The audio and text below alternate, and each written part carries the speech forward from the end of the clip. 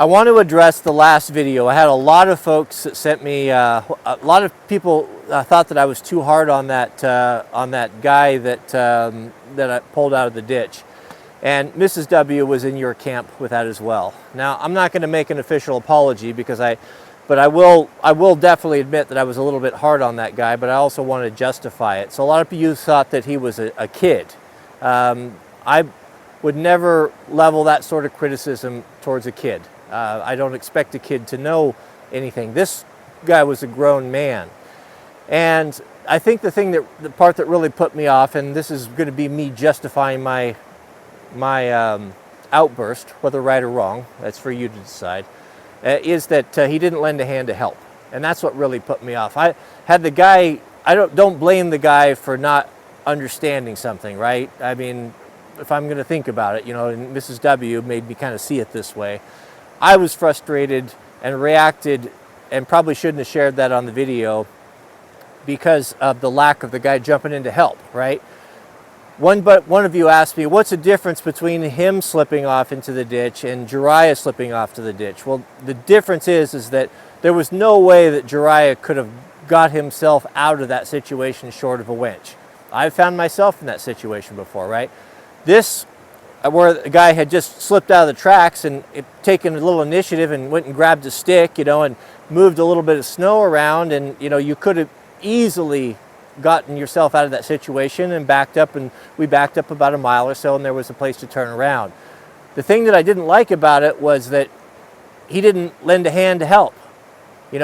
I'm happy to help, but I would expect a guy to go, hey, thanks, I see you have a shovel, let me get under there and dig that all out, rather than just hide or stand around and not even be engaged. Like, in the sense of entitlement, it rubbed me the wrong way, and I reacted to it. It made me very angry. I'm happy to help. I've pulled hundreds of people out of ditches before, and I will continue to do so. I enjoy doing it. I think it's just the right thing to do. But I've never, ever had anyone not even jump in to lend a hand. That's what put me off on that. So that's the justification that I'm giving you. Was I too hard on the guy? In retrospect, I was. Yeah, I think I was, and lesson learned. But I did want to say that, and that's my piece.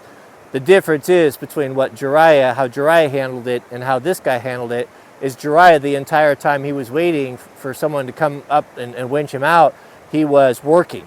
He was shoveling snow. If you notice from the video, he'd went up there and he'd cleared a huge patch of snow so that when I came up to retrieve him, that I had a dry spot to pull him from. So there's a huge difference there. It's not at all the same thing. I understand how the comparison was made, but that's the way it is. So sorry, but not sorry. I guess it's one of those things. It's bigger than just this guy for me. This is a huge problem with modern men, is just how useless they've become, just how little initiative that they've taken to learn things. And yes, I understand. I am a man of privilege. I was born and raised by two extraordinary men that had great skills and passed a lot of those things on there. But there are also a lot of things that most of us in this channel, and 90% of people were in agreement with that, that you've taken upon yourself to learn. You realize there's a deficit in your life. Hey, I'm not very good at this. Maybe I need to work on this. Maybe I need to improve myself in this situation. I just don't see that with a lot of guys. One guy said, this is going to be a little crude, so if you have children, you want to turn off the audio right now, but I think it was really succinct. It really summed it up.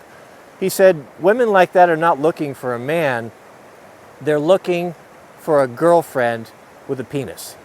And that right there summed it up. And it's just, I don't know. I'm just a traditional person. I have a traditional wife. I think it seems to me that people are happier living in that environment. You can't have two people in charge. You can't have two people in charge of a business. You can't have two people in charge of flying an airplane. Same thing that goes for a family. You have to have someone that's the head of your house. And those of us that are people of faith, it's very clear to us that God has ordained man to be head of his household, meaning that he needs to be the provider and protector for his household. I know that's really unpopular with a lot of people, and people will say sexist and whatever, but it's just the way that it is. Leading, that role is not something that is, that's not to be lording over your wife and abusing authority and abusing power to try to keep someone down. That's not what it is at all. It's typically the person that's in charge of leading is the one that eats last, that pays his employees before he pays himself, that goes without, that works longer, that makes the greater sacrifices. And that time, often those things are overlooked. You know, I'm the one that gets up in the morning and we go out and start my wife's car, you know, so that it's warm for her to drive. Make sure that she has comfortable clothing. Make sure that she has good tires on her car. That I look after her. It's a responsibility. I do it out of love, not out of lording over her or trying to keep her down. I don't see her as being less than me. I just see, but there's got to be a leader. There's got to be a leader. There's got to be someone that when you come to loggerheads on things, that is going to make that final call. 99.9% of the time, we're of the same mind. But if you come to a situation where you're not, someone's got to take the initiative, and that role has been ordained by God for the father or for the husband. So, and I rule and I lead and I try to set an example out of love and respect, not out of tyranny. So it's not about that. People who say that, make those comments, they just don't understand. They just have, the brainwashing is complete. They're just a product of public schools and our education system and our media and just the decline of our Western civilization. But that's it. That's my excuse. If you were offended, I apologize. I banned about 100 people.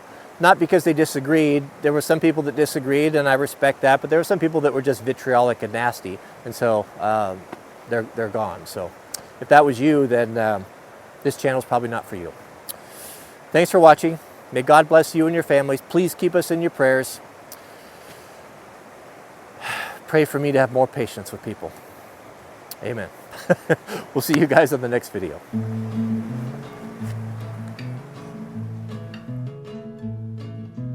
Back through the years I go wandering once again, back to the seasons of my youth, and I recall a box of rags that someone gave us, and how my mama put the rags to use. There were rags of many colors, and every piece was small, and I didn't have a coat, and it was way down in the fall. Mama sewed the rags together, so in every